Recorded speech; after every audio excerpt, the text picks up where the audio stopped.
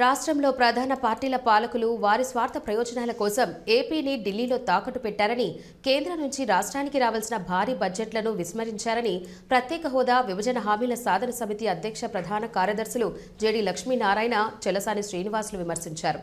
Tirupati press క్లబ్లో media సమావేశంలో వారు మాట్లాడారు.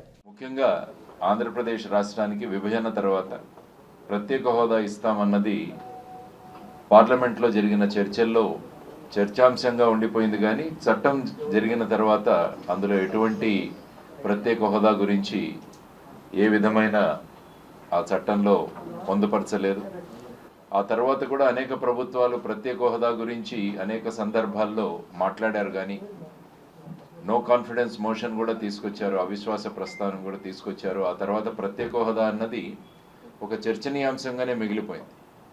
కానీ పార్లమెంట్లో అనేక మంది ఎంపీలు వీరందరూ కూడా ఆంధ్రప్రదేశ్ ప్రత్యేక హోదా గురించి మాట్లాడినప్పుడు అప్పుడు కేంద్ర ప్రభుత్వం యొక్క సమాధానం ఏంటంటే, 14వ ఫైనాన్స్ కమిషన్ వచ్చిన తర్వాత మేము ట్యాక్స్ డెవల్యూషన్ అన్నది 42% పెంచడం జరిగింది, కాబట్టి ఏ రాష్ట్రాలకి ప్రత్యేక హోదా ఉండదు అన్నది వారు తీసుకున్న ఒక విధానం.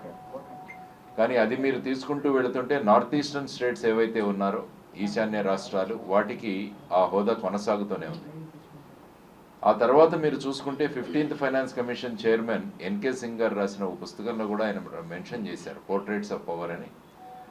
ఎక్కడా కూడా 14వ ఆర్థిక సంఘం ఏ రాష్ట్రానికి ప్రత్యేక హోదా ఇవ్వకూడదు అని ఎక్కడా కూడా వారు మెన్షన్ చేయలేదు.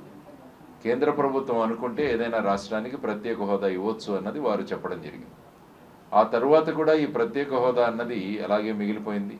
ప్రత్యేక హోదా సాధన సమితి ఆధ్వర్యంలో ఈవెన్ ఢిల్లీలో కూడా ఏపీ భవన్లో కావచ్చు, లేకుంటే జంతర్ మంతర్లో కావచ్చు, దీని గురించి నిరసన ప్రదర్శనలు కూడా చేయడం జరిగింది. అయినా కూడా ప్రత్యేక హోదా అలాగే ఉండిపోయింది. ఆ తర్వాత మిగతా హామీలు ఏవైతే ఉన్నాయో చట్టంలో, వాటిని కూడా ఎక్కడా కూడా నెరవేర్చలేదు.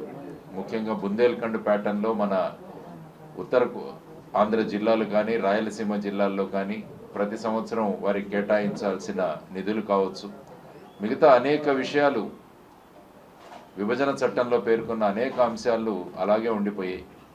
ఆ తర్వాత మొన్న బడ్జెట్ చూసుకుంటే అందులో కూడా పోలవరం కూడా మన విభజన చట్టం ప్రకారం కేంద్ర ప్రభుత్వం ప్రాజెక్ట్ ఇది.